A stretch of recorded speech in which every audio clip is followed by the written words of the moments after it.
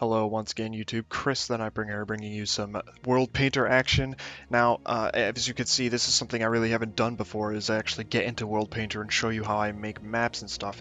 If you haven't already seen the trailer for the Lands of Saeldor, or Realms of Saeldor server that I did, I'd highly suggest you go check that out. I'll provide a link fucking on your screen right now. Maybe there will be an explosion. I'll see what I can do. And you can check that out, and I really would advise you to check it out because it pertains to what I'm going to be doing in this map, and this video and the series that I'm going to be turning this video into, hopefully. Basically, after I completed the Realms of Saeldor map, I actually got a chance to walk around my map. I did export it in sections at a time to see if things worked out with like the landscape and stuff in the past, but I only did it on a small scale. I only did it for set areas that I was building or working on at the time. But you know, now that the server has the map and I can explore with the server and staff and stuff, I can actually see just how amazing that map came out, and I was blown away because I didn't think my map was going to come out that great. Maybe that's just an artist thing because I go to school for art and shit, and you know, that's important to me. But like I follow people that do maps like this, and I follow people that have, like, you know, posted stuff like this before, and I just look at their stuff and I'm like, wow, my stuff doesn't look like that. But I actually got in the map and on the server, and it looked amazing. So as you can see here, I have like this random little island. You may be thinking, what the hell is this video about? Well, I'm going to tell you. Basically, after I got that map done and everyone loved it, I figured, why not do more? I had just like a massive boost in my creative thought process after I made that map. And explored it, and I really wanted to exploit that before like it all drained out of my system. Basically, I want to create a series that not only does tutorials on how to use World Painter and how I use World Painter to create my maps, but I want that series to like extend into a Let's Build with like perhaps time-lapse builds and cinematics. I don't exactly know how well that would work. I have done time-lapses on Feed the Beast, so I don't really think it should be a problem with Minecraft. I just don't know how well it will work in the end. But that's the plan, essentially, for what I'm going to be doing here. So this is going to be a very weird series. It's going to be a tutorial series and a Let's Build, and just me talking to you on how I'm creating this map. I'd like to start off by saying the first thing that we're going to be creating is the island of Pike. From Game of Thrones. If you don't watch Game of Thrones, basically it's a seafaring people's island, or you know, it's a group of islands, but one of them is named Pike. And the reason it's so cool is because it has this castle on the island. This is the actual castle called Pike on Pike Island. It's basically the seat of the great house of the Greyjoys, which basically rule over these islands. House Greyjoy and all whatnot. They have like a kraken on their flag, which is fucking cool. So I wanted to make this, and I didn't want to stop with just the terrain. I wanted to make the actual build itself of this castle. So I fiddled around real quick and I did some tests just to see if I could get the scale of it right. And there you can see I'm starting to build up just, you know, a little bit of the terrain for this castle. Now you may notice that yeah, as long as it doesn't lag horribly, there's a lot more to this island than just that.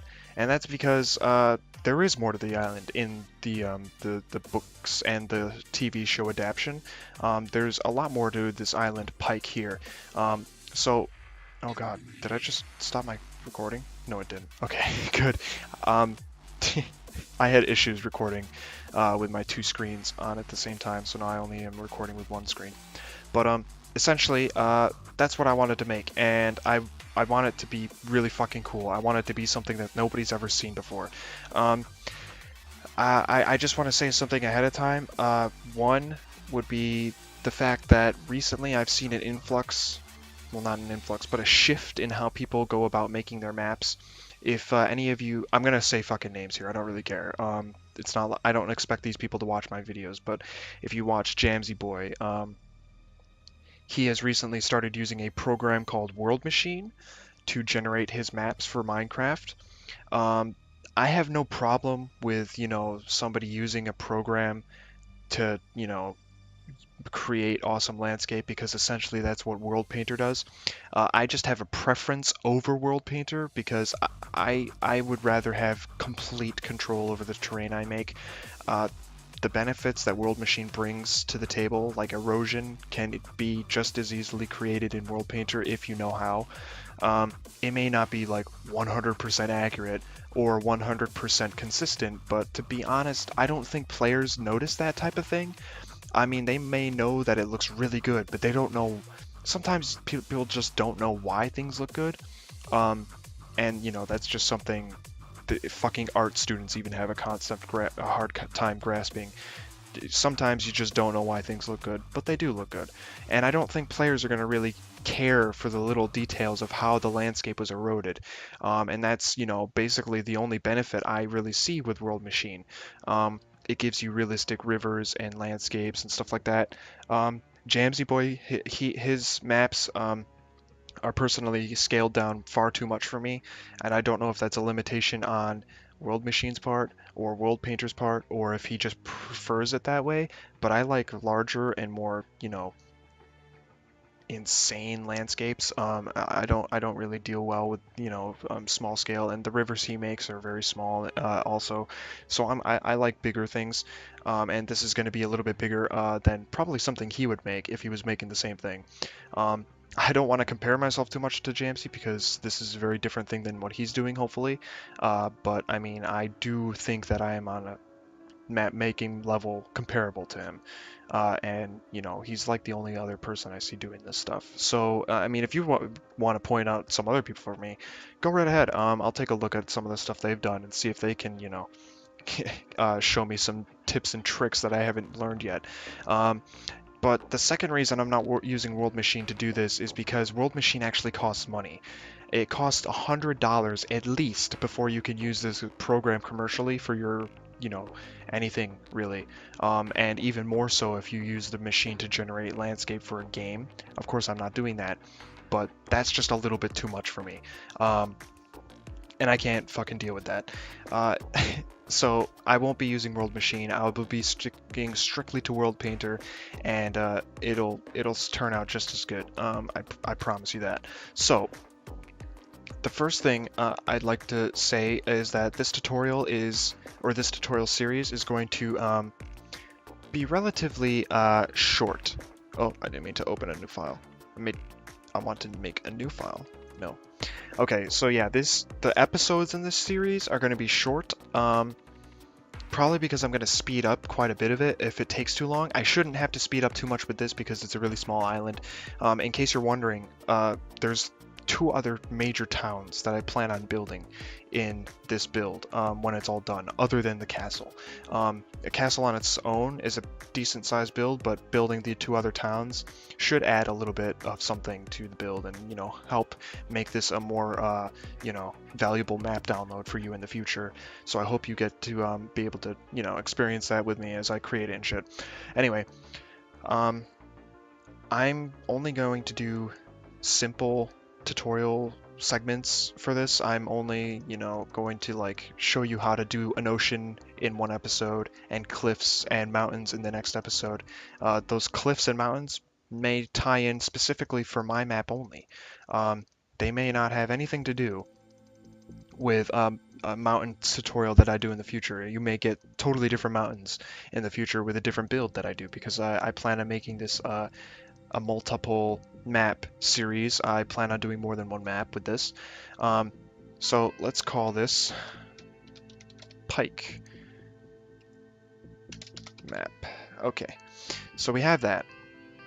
I'm using 4 by 4 kilometers roughly of space, and the island is going to be 3 kilometers roughly across. So it'll give you a kilometer of ocean on each side. That's a pretty decent map size, and there's not going to be a lot of land that's going to be used, but I think it's important to put a lot of space between areas. You don't fucking have towns like 2 minutes walk from each other. If you can put towns like on the other side of harsh terrain, so that the harsh terrain is in between it. I guess that helps. But for the most part, we don't have to really worry about that. This island is just stony and stuff, and you'll be seeing me create that stuff as we go along. So this is just an introduction video to get you into World Painter if you have not touched World Painter before. I don't expect you to copy my map like block for block, but I expect you to, like, you know, at least pick up on what everything does. This is the create new world screen, obviously. I'm putting in the dimensions, which determines its width and height on the screen. You can choose circular world if you want. You can also choose the height of the map. The default is 256 because that's what Minecraft defaults to. I'm going to make the ocean flat, and I'm going to lower it to 30. And the reason I'm doing that is because on the edges of the map, you want the map to kind of blend in as best as you can, so people can't really tell where the map flows into a Minecraft map, because as you walk past this map, Minecraft will start generating terrain. So around 30 blocks high for the ground is how high Minecraft generates underwater ground. It's not, you know, going to be perfect because it's going to be, you know, randomly generated, so it's not going to match your terrain, but it gets it close enough. And it's also better to start off with an ocean map instead of lowering everything else so that it's underwater. So, you know, it just makes it simpler. Water level is at 62, and that's just the default for Minecraft.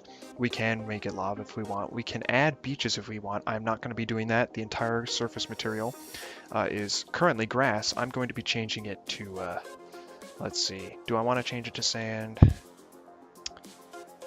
I'm pretty sure the underside of oceans in Minecraft, the dirt is dirt. So I'm just going to turn it to dirt. I have no problem with that. And frankly, I don't think really anyone cares about what the underside of the ocean, the ocean floor is made out of. We're going to be using custom biomes. I don't have to worry about extended block IDs, and we're going to be using an ocean seed for Minecraft. This is just to make sure that a huge ocean will spawn around the ocean or around the origin of the map, and that if your map is small enough, it'll extend that ocean far past the edges of what you create in World Painter. You can, you know, throw this around.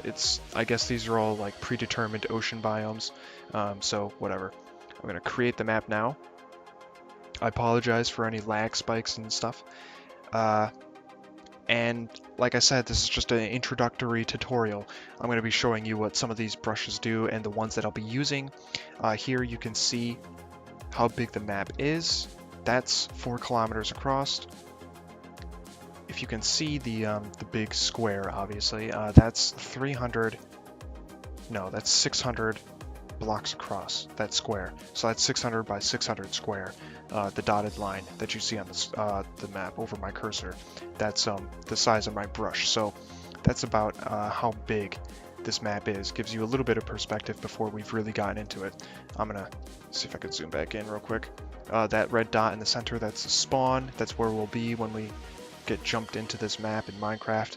So over here you have layers. We're not going to really focus on these right now. I'm just going to point them out, that these are basically, you know, different types of things you can add to the map, such as caverns, chasms, different types of forests, a swamp biome with pre-generated trees, a jungle biome with pre-generated trees. You can use void to make sure that, to make the map have just like a section of nothingness. Like if I wanted to paint this on, all of those blocks are now missing from the bottom of the map to the top of the map, and you will literally fall into the void.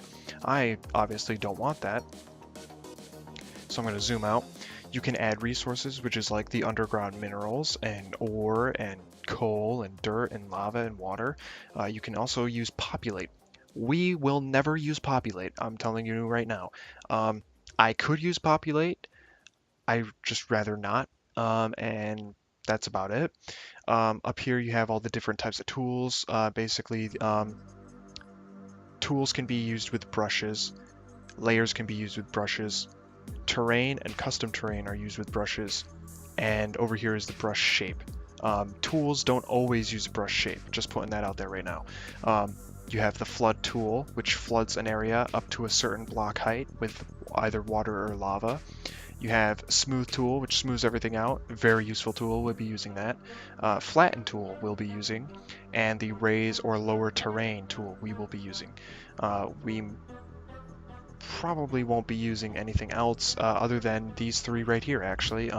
You can, if you want, to use mountains. The only issue with that is it doesn't really work with custom brushes. You kind of have to use the brushes that they provide you.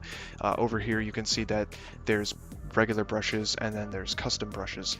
The brush settings over here obviously determined how these brushes are applied to the map. Things like how intense the brush is, which basically I guess equates to pressure. If you were using like a Photoshop program, intensity kind of just relates to how hard the brush is being pressed into the landscape to create what you want.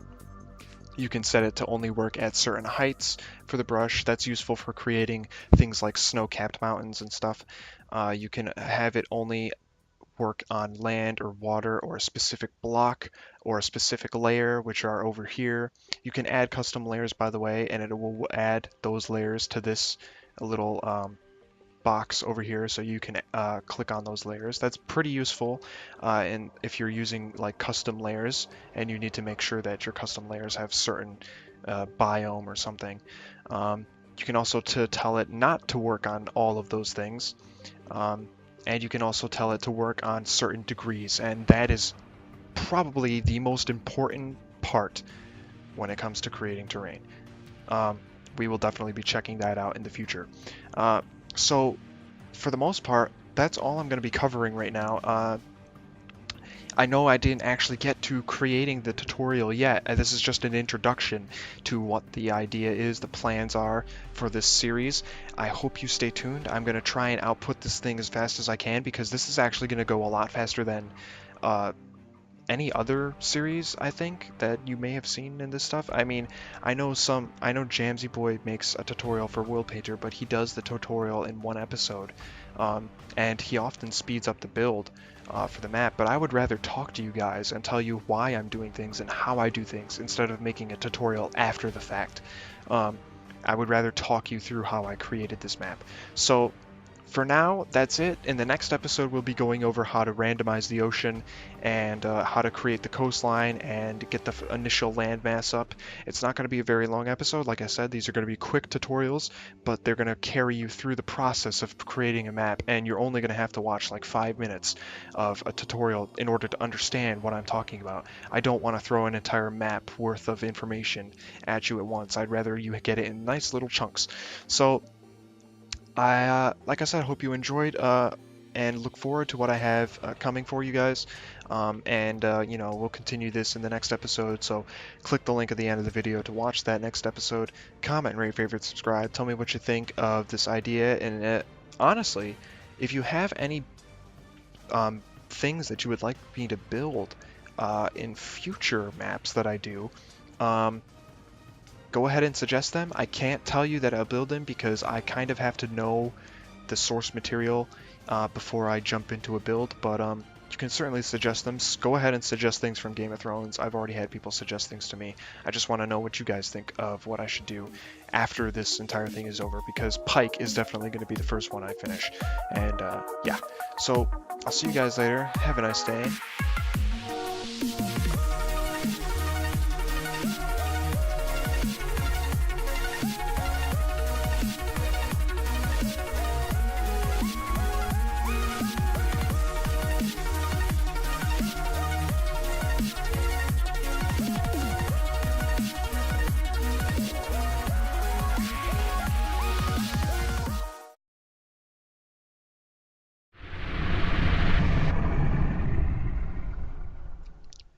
Hello once again, YouTube. Chris, the Nightbringer, bringing you some World Painter action. Now, as you can see, this is something I really haven't done before, is actually get into World Painter and show you how I make maps and stuff. If you haven't already seen the trailer for the Lands of Saeldor, or Realms of Saeldor server that I did, I'd highly suggest you go check that out. I'll provide a link fucking on your screen right now. Maybe there will be an explosion. I'll see what I can do. And you can check that out, and I really just how amazing that map came out. And I was blown away because I didn't think my map was going to come out that great. Maybe that's just an artist thing because I go to school for art and shit, and you know that's important to me. But like I I follow people that do maps like this, and I follow people that have like you know posted stuff like this before, and I just look at their stuff and I'm like, wow, my stuff doesn't look like that. But I actually got in the map and on the server, and it looked amazing. Um, so as you can see here, I have like this random little island. You may be thinking, what the hell is this video about? Well, I'm going to tell you. Basically, after I got that map done and everyone loved it, I figured, why not do more? Had just like a massive boost in my creative thought process after I made that map. And explored it, and I really wanted to exploit that before like it all drained out of my system. Basically, I want to create a series that not only does tutorials on how to use World Painter and how I use World Painter to create my maps, but I want that series to like extend into a Let's Build with like perhaps time-lapse builds and cinematics. I don't exactly know how well that would work. I have done time lapses on Feed the Beast, so I don't really think it should be a problem with Minecraft. I just don't know how well it will work in the end. But that's the plan, essentially, for what I'm going to be doing here. So this is going to be a very weird series. It's going to be a tutorial series and a Let's Build, and just me talking to you on how I'm creating this map. I'd like to start off by saying the first thing that we're going to be creating would advise you to check it out because it pertains to what I'm going to be doing in this map and this video and the series that I'm going to be turning this video into, hopefully.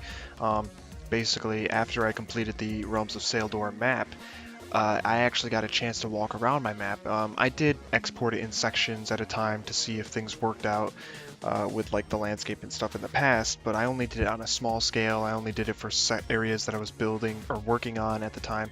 But you know, now that the server has the map and I can explore with the server and staff and stuff, I can actually see